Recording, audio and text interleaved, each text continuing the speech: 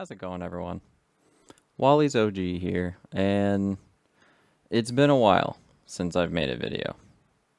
And I'll be honest with you right now, I actually have a script in front of me on my screen. I'm looking at the camera, which is way up here.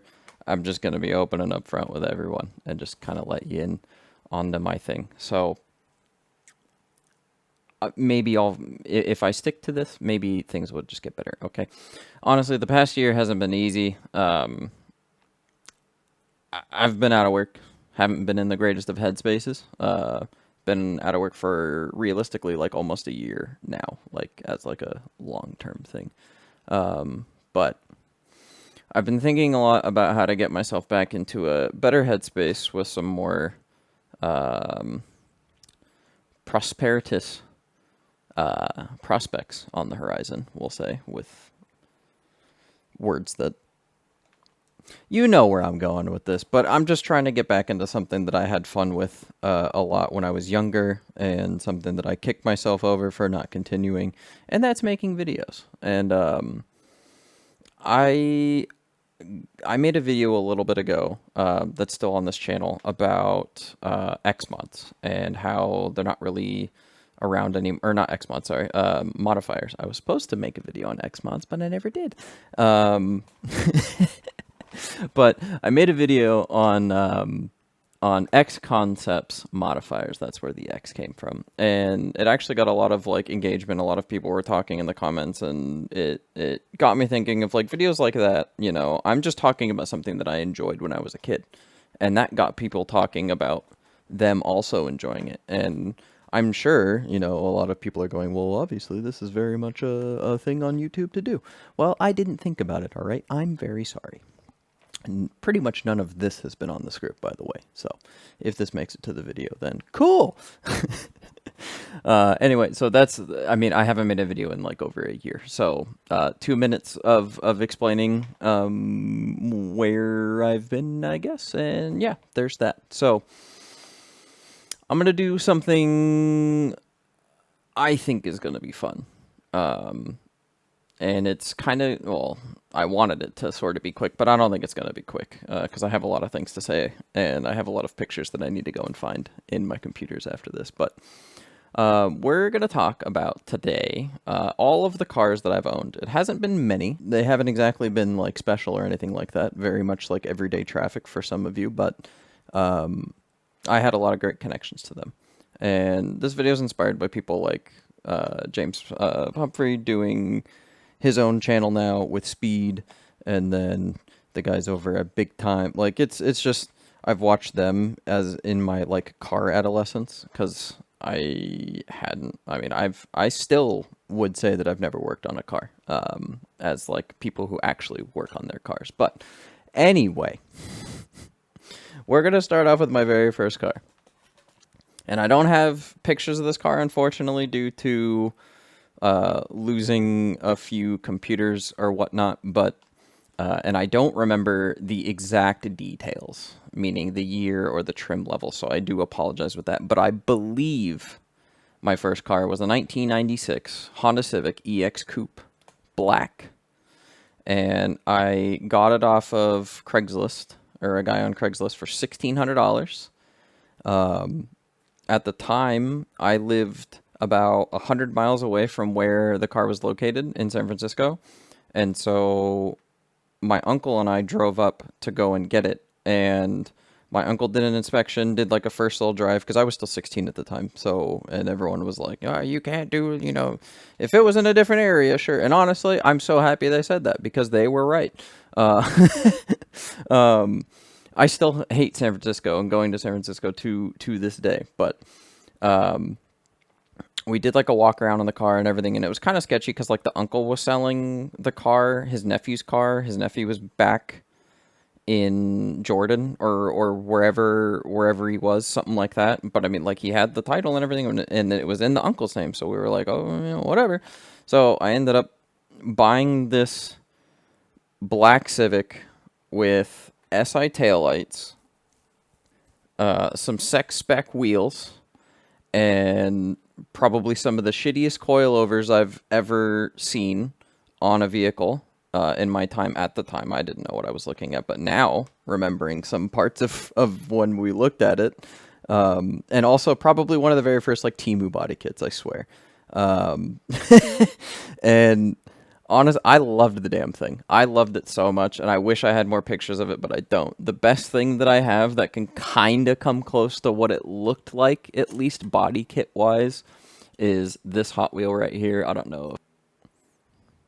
So this Civic right here, I swear, is like the embodiment of the bumper that I had, the body kit and everything. It was just this super wide mouth. It didn't have the hood, but the super wide mouth, the side skirts were like a fake wide body kind of thing, and I definitely had these cutouts in the back. I had everything minus the wing on this guy right here, but but yeah, that's like the closest thing I can show you to like what it was and whatnot. Another thing I also forgot to say what I was doing in this video is I'd be talking about like the cars that I've had, if they have any like racing connections, just because I like to look into stuff like that a little bit, and you know, maybe where they are now, depending on the vehicle. So I know this video is kind of all over the place, and I probably won't edit it well, but I'm sorry.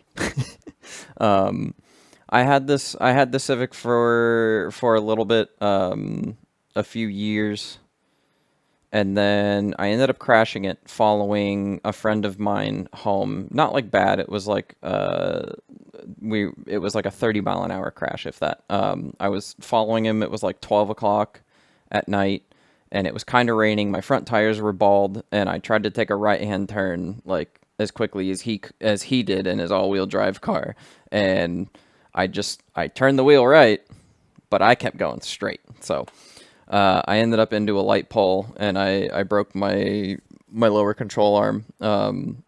Ended up selling the car to someone, and then I got a call like a week later from a tow company saying that this vehicle that was in my name ended up in their possession, and it was like at the end of the day kind of thing, and they didn't want to do anything with it. So they were like, if you're in the area, can you just come and pick it up, please? And I was like, I sold the car. And they're like, well, it's in your name, and the guy who bought it off you, I guess, is in jail. So if you want it.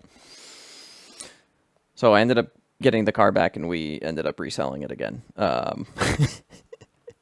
But as far as like the racing pedigree goes, I mean, hey, if you're watching this video, you probably know that Civics definitely have raced over in the Japanese Touring Car Championship, and also the British Touring Car Championship. The Accord also huge in the BTCC. I also have a Hot Wheel of that, and it's sitting up there.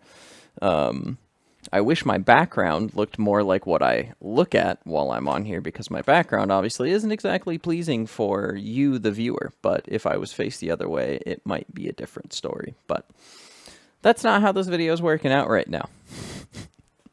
Over here in the States, though, Civics definitely still ran. And they were in SCCA and also club racing.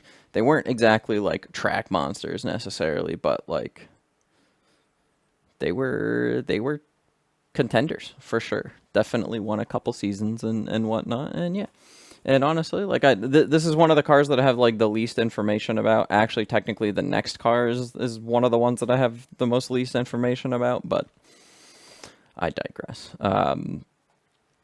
After this car, I ended up with a brown goldish 2011 Ford Fiesta, like SE sedan or something like that.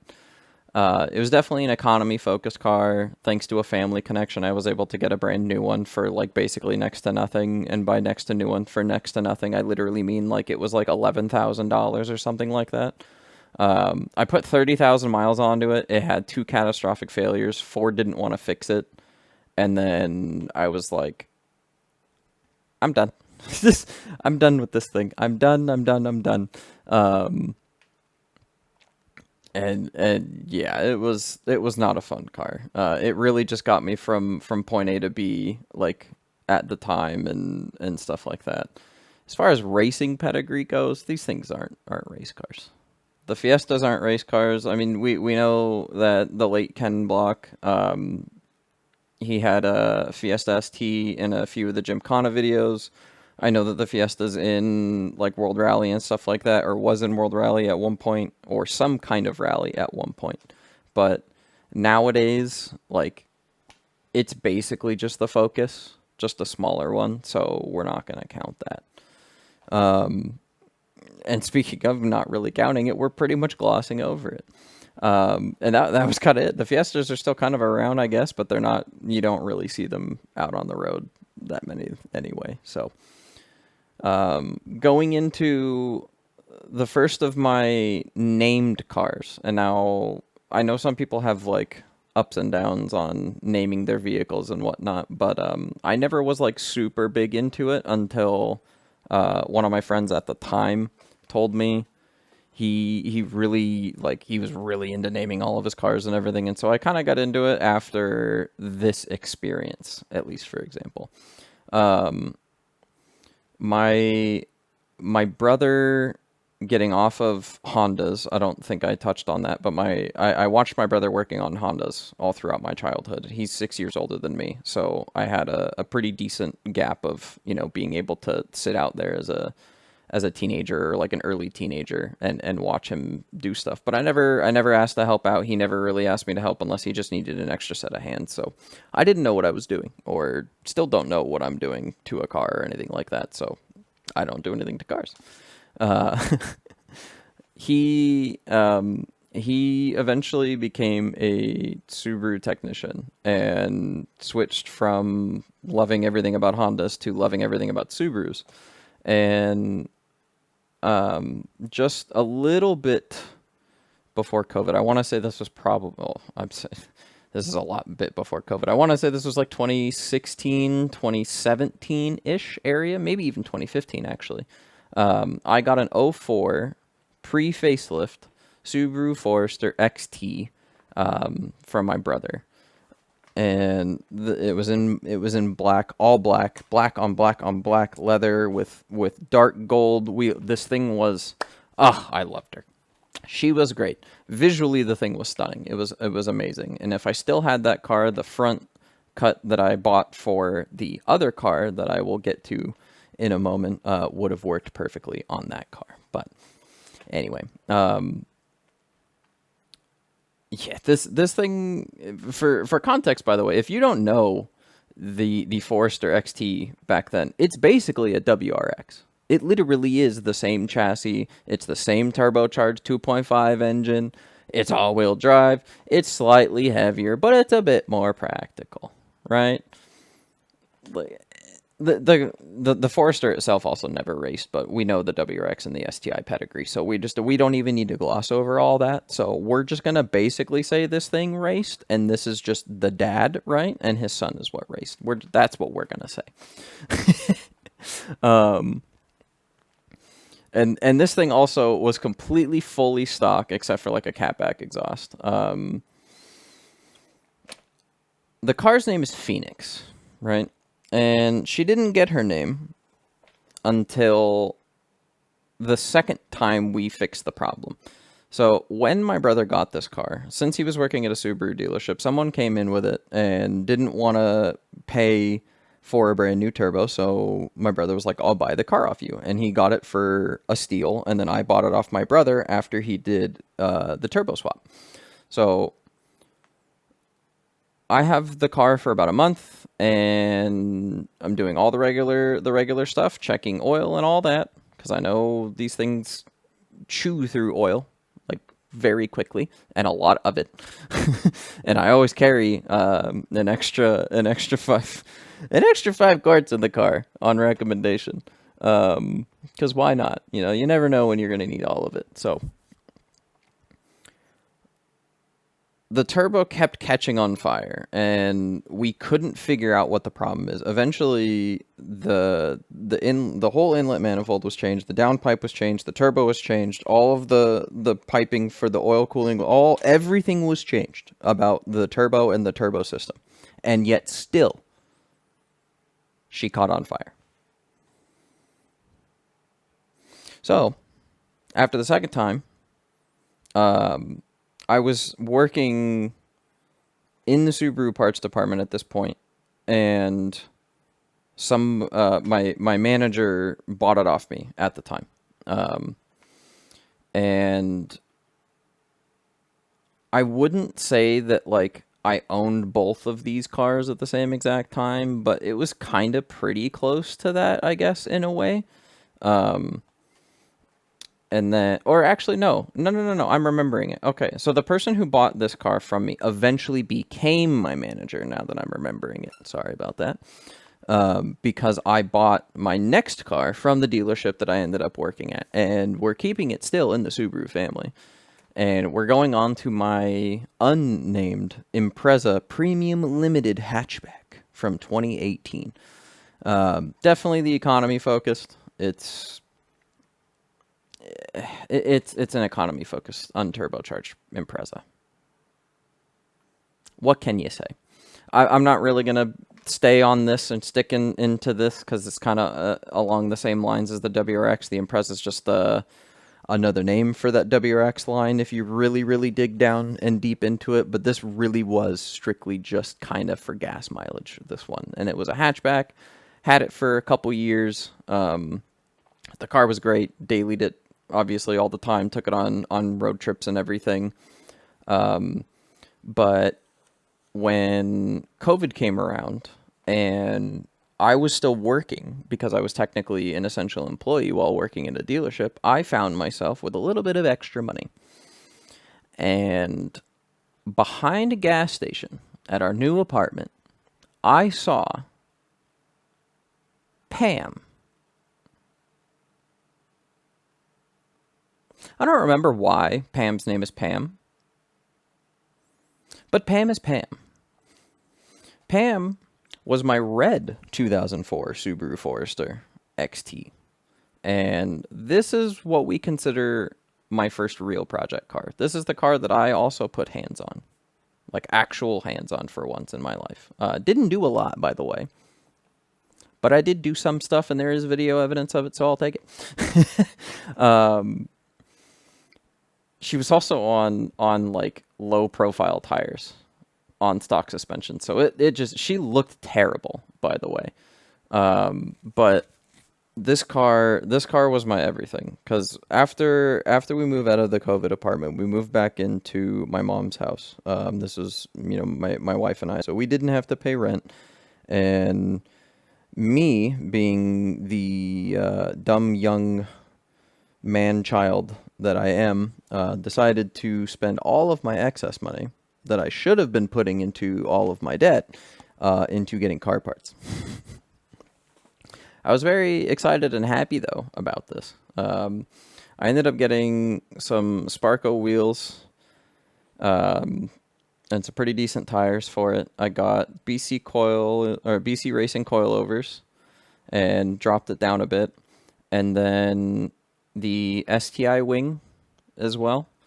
But the number one thing that I wanted to get was something that we didn't have over here in the States, and that was either the Crossport or the Crossport STI front end, which was only available in Japan. Now, I didn't have this kind of money usually, before. But when I discovered that for $1,500, I could just buy the entire front end of the car that I wanted and have it shipped to my door, why not? And that's exactly what I did. I couldn't find an STI version for like under $4,000, so I didn't really want to do that. So for the I think it came out to about $1,500 or $1,600 after like shipping and taxes and everything. But after everything was all said and done, I got the black Crossport front end, and with the help of Mikey and my brother, we got it all put on to Pam, and I fell in love with a vehicle for like the absolute first time, like genuinely, and was like, this is it, because it was a hodgepodge of colors. The main body color was red, the front cut was black, the wheels were white, the wing was silver. It was the epitome of, this is a project car and it is unfinished. And I loved every second of it, and I miss it so much. I genuinely do. If I ever do have disposable income, because I'm pretty sure I still have the dude's number that I sold it to. I doubt he still has the car, but like, if I scroll back here long enough, I probably still have it in here. Yes, I actually do. I'm literally looking at the picture of him. He got it fully painted and everything. And there it is right there. Got it fully painted. He painted the wheels, the white wheels orange, which I'm not a fan of. But for all I know, that car is still in his possession. And yeah. The shitty part is, the reason why I sold that car is the headlights stopped working. And no matter what we tried doing, nothing worked. It got to a point where I had gotten a custom wiring harness specifically made for the Japanese front end to talk to the American ECU and go from there. And we still couldn't figure it out. And then we kind of came into some money troubles where we wanted to move out. So the car was sold for, I think it was like $8,500, something like that. And then like 4 days later, the guy sends me a text and was like, oh yeah, the headlights just weren't working because of a relay.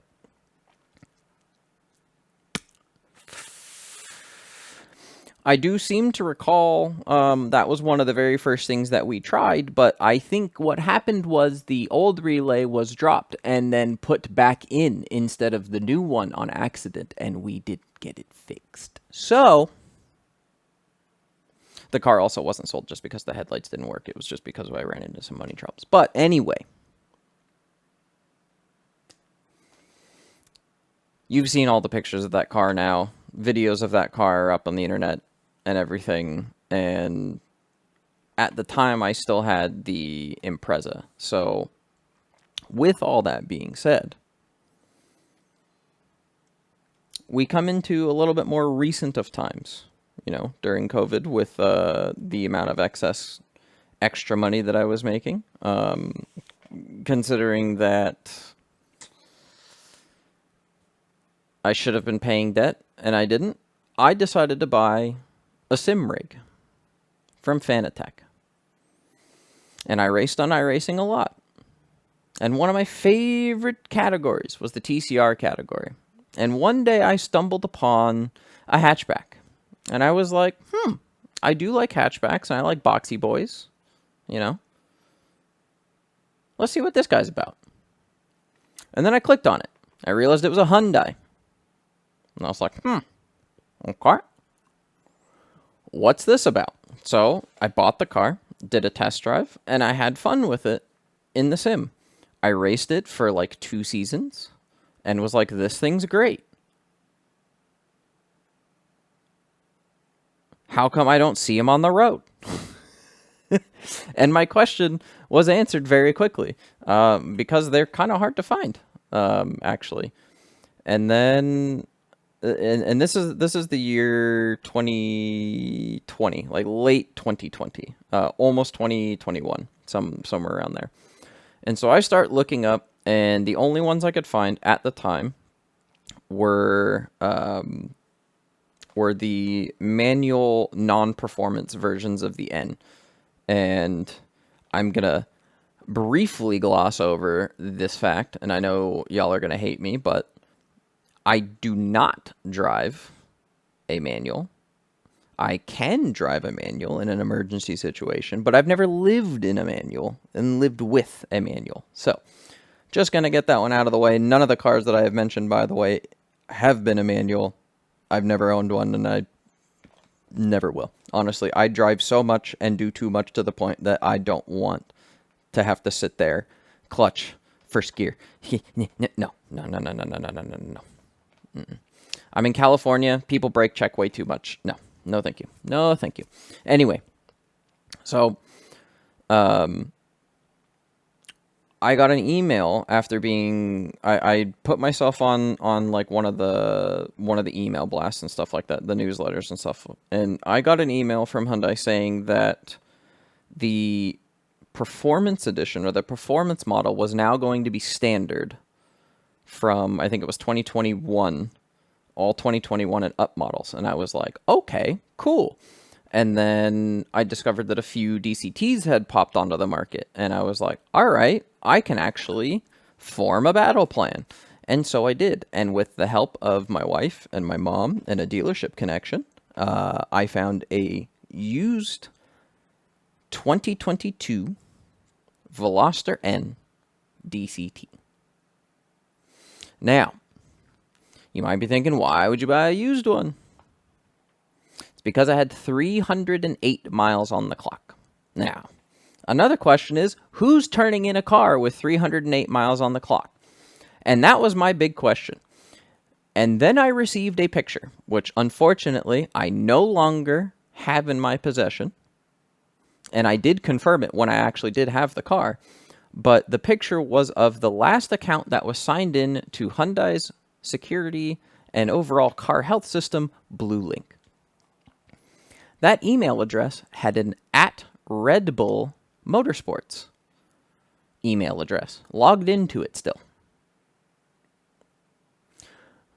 Got me thinking. It's a used car. Where'd it come from? Oh, it came from Texas. What's out in Texas? Circuit of the Americas. I wonder what dealership it was sold at. Within 20 miles of the racetrack? That's crazy. When was it originally sold? The week of the Formula One race from 2022? Incredible.